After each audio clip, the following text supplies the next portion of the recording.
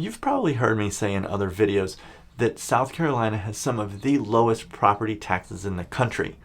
But what I probably haven't told you is to get that lowest rate possible, you actually need to apply for it.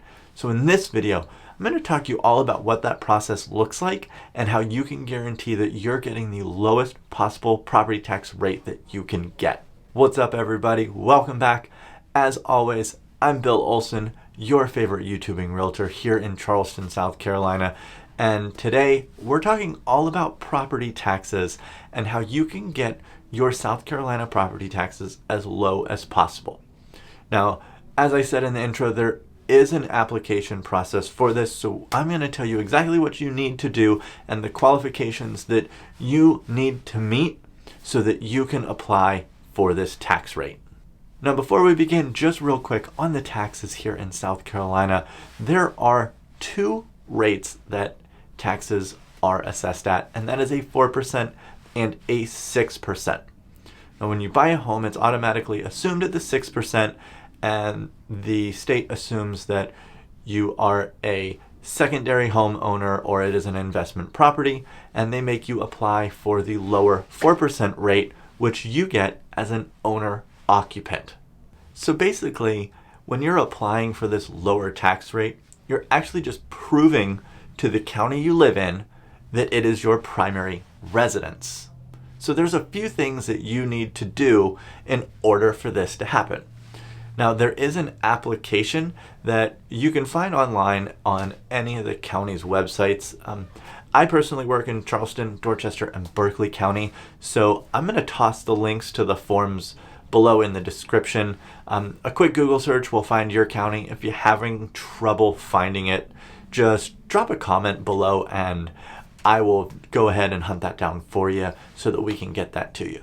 Now, here in Charleston County, this is what the form looks like. It looks like an application.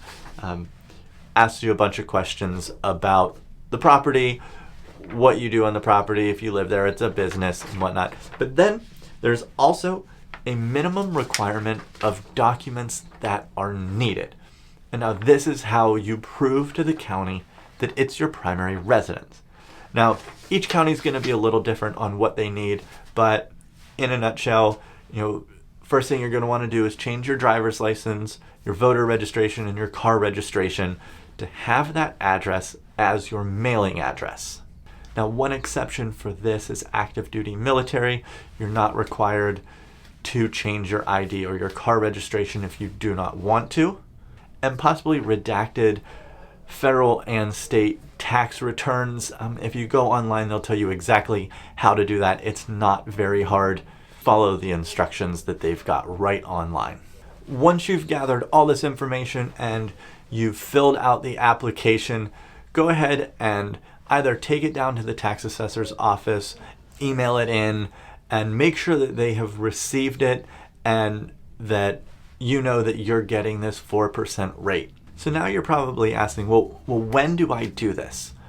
Well, it's best to do it about 30 to 45 days after you close on your home and do it within that month. So the reason you want to wait is you want to make sure that everything gets recorded with the deed so they know that you're the actual owner. The last thing you want to do is go down there, give them these forms, and then look at you because the names don't match up just yet because they haven't filed that paperwork. And also, the longer you wait and the more you procrastinate, you're probably going to forget until that tax bill comes out and it's triple what you think it's going to be, and then you're scrounging everything up together to get that changed before you have to pay it. And now there is one other way that you can actually get your taxes just a little bit lower, and that's with the homestead exemption.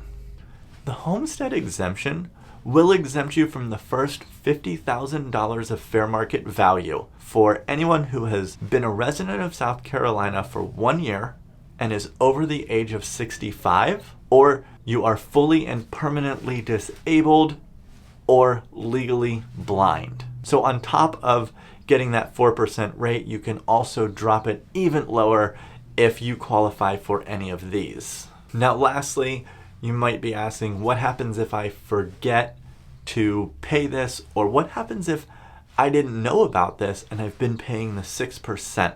Contact your county's tax auditor's office and ask them what the process is to prove that you've lived there and you've been paying the higher rate, and see if you're eligible to get a refund on these overtaxes that you've paid. I hope this helps sum up how property taxes work here in South Carolina. If you have any other questions, drop them down in the comments. And please don't forget to subscribe and like this video, share it with your friends.